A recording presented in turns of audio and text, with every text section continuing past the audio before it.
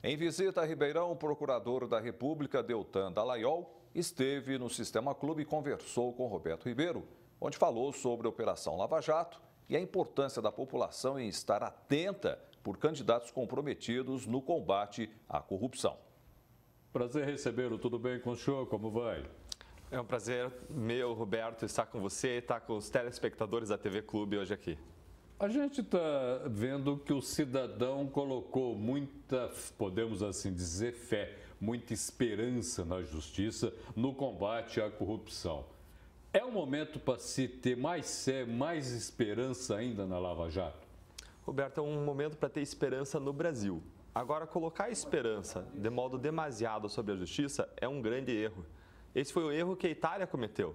A Itália achou que a justiça na Operação Mãos Limpas, na década de 90, ia resolver todos os seus problemas de corrupção. E o que aconteceu é que a justiça não resolve o problema, porque o que a justiça faz é resolver uma parte dele, é retirar as maçãs podres do cesto.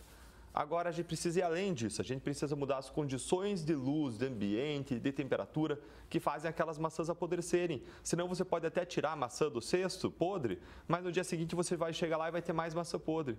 A gente precisa de reformas em leis que mudem os ambientes político, empresarial e de justiça criminal que fazem as maçãs apodrecerem. E só quem pode fazer isso é o Congresso Nacional. Por isso eu queria devolver essa bola, eu queria colocar a minha esperança sobre a população, sobre vocês. Porque sem o voto de vocês em pessoas com passado limpo e comprometidas com a agenda anticorrupção, a gente não vai chegar a lugar nenhum. Por falar nisso tudo que o senhor está colocando, corroborando, o que é o site unidoscontracorrupção.org.br? Roberto, essa é uma grande campanha da sociedade civil assumindo a responsabilidade sobre a sua própria história. Em vez de colocar a expectativa de mudança sobre a justiça, sobre heróis, o que é uma grande mentira, porque nenhuma pessoa e nenhum grupo de pessoas vai mudar o Brasil, a sociedade tomou sobre si a responsabilidade e entidades respeitadas e apartidárias se uniram, como Transparência Internacional, que é a maior entidade anticorrupção do mundo, o Observatório Social, o Instituto Etos, muito respeitado no ambiente empresarial, o Movimento de Combate à Corrupção Eleitoral, que foi o protagonista da Ficha Limpa, se uniram e disseram a única solução que existe contra a corrupção é unidos. Lançaram essa campanha Unidos contra a Corrupção, que incentiva cada brasileiro, cada telespectador nosso a votar no candidato da sua preferência, mas que tenha passado limpo, compromisso com a democracia e que apoie as novas medidas contra a corrupção. Um grande pacote de leis novo, que pode mudar o ambiente que favorece a corrupção no Brasil, para que esse ambiente passe a desfavorecer, para controlar esse grande problema do nosso país. Promotor jovem hoje, é o caso do senhor, quer dizer... Obrigado pelo jovem, Roberto. Vai ser jovem e tem uma outra visão da justiça, uma outra visão do país, não é verdade? O Sérgio Moro tem uma outra visão. Agora, vocês estão batendo de frente com aquilo que é mais conservador na justiça brasileira. É sim, existe um conflito de gerações aí. As pessoas que viveram a ditadura, uma boa parte dos juristas que viveram a ditadura, eles viam o direito penal e o processo penal como um instrumento para conter o Estado, para dizer que a punição sobre o réu pode ir até um determinado limite e essa é a função do direito do processo penal. Nós vemos o direito e o processo penal não só como um instrumento para conter o Estado, o avanço do Estado sobre liberdades, mas também como um instrumento de proteção a direitos humanos. A gente vê a regra que proíbe o homicídio, o assassinato, como uma regra que tem como objetivo último proteger a vida das pessoas. Nós vemos então como um instrumento de realização dos direitos humanos.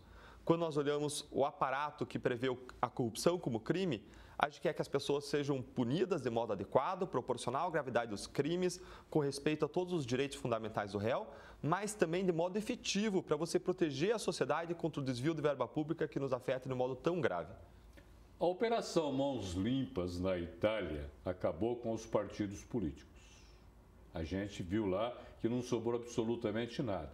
E o cidadão não correspondeu à expectativa criada, para fazer uma nova sociedade dentro da Itália. Depois da Operação Lava Jato, nós temos um erro, nós temos um equívoco, nós temos essa possibilidade. O que sobrou? Veja só, a Lava Jato, como a Mãos Limpas na Itália, ela não tem muita opção. O que a Lava Jato tem que fazer é aplicar a lei. A gente identifica fatos, se esses fatos estão provados, a gente vai aplicar a lei, não importa quem quer que seja. A lei deve valer para todos. A gente sequer tem a opção de não aplicar a lei. Esse é o nosso trabalho. Agora, se nós queremos resolver esse problema, a gente precisa ir além. Na Itália, eles cometeram um erro, Roberto. Eles não foram além da Operação Mãos Limpas. O que aconteceu na Itália foi que o sistema político, os mesmos políticos de sempre corruptos, continuaram lá, eles e as suas famílias. E a velha política reagiu. E o que aconteceu lá? Eles aprovaram leis, não contra a corrupção, leis contra o combate à corrupção, leis para anular processos, para diminuir a independência da justiça, leis para encurtar o prazo prescricional, para indultar penas. E olha a semelhança em relação ao que a gente vive. O que o presidente Temer tentou aprovar no passado? Aprovou, ele chegou a editar um decreto de indulto. Sabe quanto % da pena que era perdoada, da pena da corrupção? O telespectador, se eu falar que é 10, 20, 30%, é modesto. Ele fez um decreto de indulto que perdoava 80% da pena. 80% da pena da corrupção. E só não foi efeito porque o ministro Barroso do Supremo suspendeu o efeito do decreto, dizendo: esse decreto deixa a sociedade desprotegida, deixa a sociedade vulnerável à prática de desvios de verba pública. Foi por isso que não foi aplicado.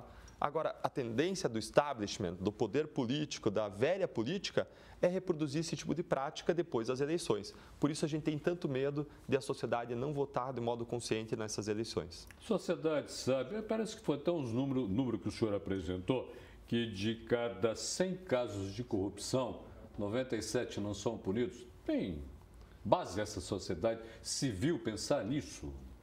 Ou ela não sabe? Pois é 97 a cada 100 casos de corrupção comprovada. Isso. Não estou nem falando dos não comprovados, dos não descobertos, falando dos comprovados. O sistema de justiça criminal tem as engrenagens feitas para não funcionar contra as pessoas poderosas. A gente entende isso um pouco melhor quando a gente entende que o nosso país, assim como a América Latina, é um país de capitalismo de compadrio, em que parte da elite econômica se associa com a elite política para extrair riqueza da sociedade em benefício próprio, em prejuízo da sociedade. A impunidade, Roberto, entra aí como uma cereja do bolo. Claro que eles não vão roubar para eles se ferrarem, não vão roubar para ser punidos, eles vão roubar para continuar impunes e bem. Então, a impunidade ela faz parte desse velho pacto oligárquico que a gente precisa mudar. Agora, para mudar isso, a gente precisa de reforma no sistema de justiça criminal para que ele valha contra poderosos, mas a gente precisa ir muito além disso. A gente precisa de reformas no ambiente econômico e no ambiente político. O cidadão fica se perguntando, tudo bem, a Lava Jato está botando na cadeia poderosos, a Lava Jato vem punindo, e o dinheiro que foi tirado dos cofres públicos, que hoje faz falta para a educação, para a saúde, saneamento básico. Nós somos hoje país lá embaixo no saneamento básico porque roubaram o dinheiro mesmo, desviaram o dinheiro. Cadê o dinheiro? Bom, boa parte do dinheiro se esvai. É como você tentar recuperar o leite derramado. É uma boa analogia, você não vai conseguir recuperar tudo. Mas quando nós olhamos para a Lava Jato, ela bate todos os recordes de recuperação de dinheiro, mesmo quando você olha em nível internacional. A regra no mundo é se recuperar menos de 2% do dinheiro que é desviado pela corrupção. A Lava Jato já tem acordos de devolução, de restituição para os cofres públicos de mais de 12 bilhões de reais, quando o prejuízo estimado da Petrobras vai a cerca de 42 bilhões, ou seja, praticamente 30%, e 1/3 do valor que foi o prejuízo da Petrobras já está sendo recuperado para os cofres do Brasil por meio da Lava Jato. Agora, a Lava Jato só tem conseguido fazer isso por causa dos acordos de colaboração premiada e de leniência. E o que a reação do sistema político quer fazer? Quer mudar os acordos de colaboração premiada e de leniência para que eles não aconteçam mais, porque são eles que permitem dar início a uma série de linhas de investigação que prejudicam eles mesmos, quem está lá em cima. Agora, se a gente não tivesse essa delação premiada, nós não teríamos chegado a lugar nenhum.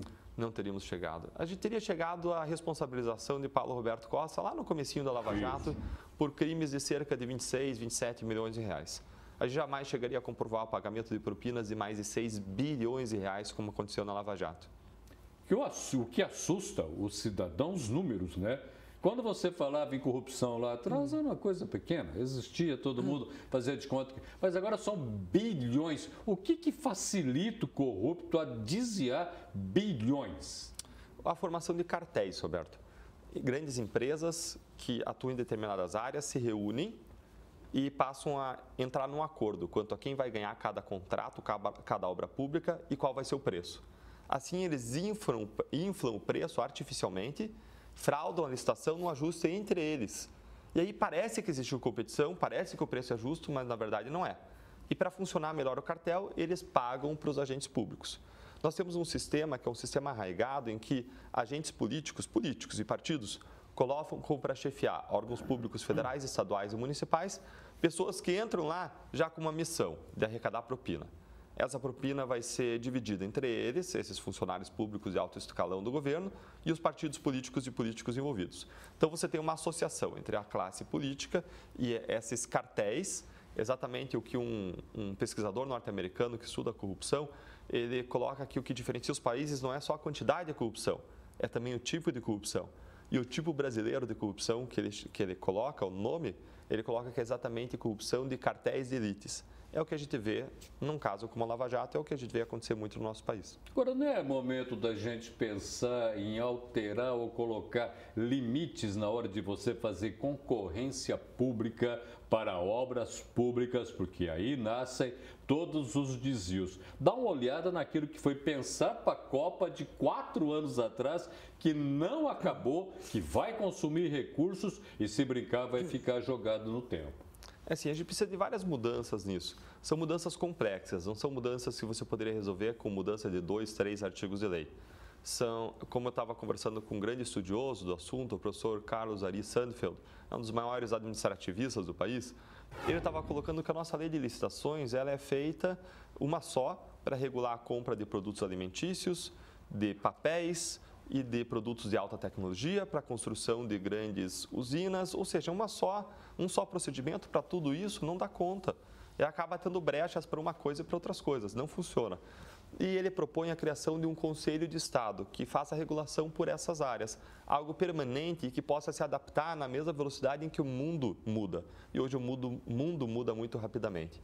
E essa é a proposta de criação desse Conselho de Estado para essa regulação em todos os níveis e que ainda vai cuidar de desburocratização, para desburocratizar o nosso país, de controle de corrupção, está lá dentre as propostas que fazem parte daquelas novas medidas contra a corrupção que, por sua vez, embasam a campanha Unidos contra a Corrupção.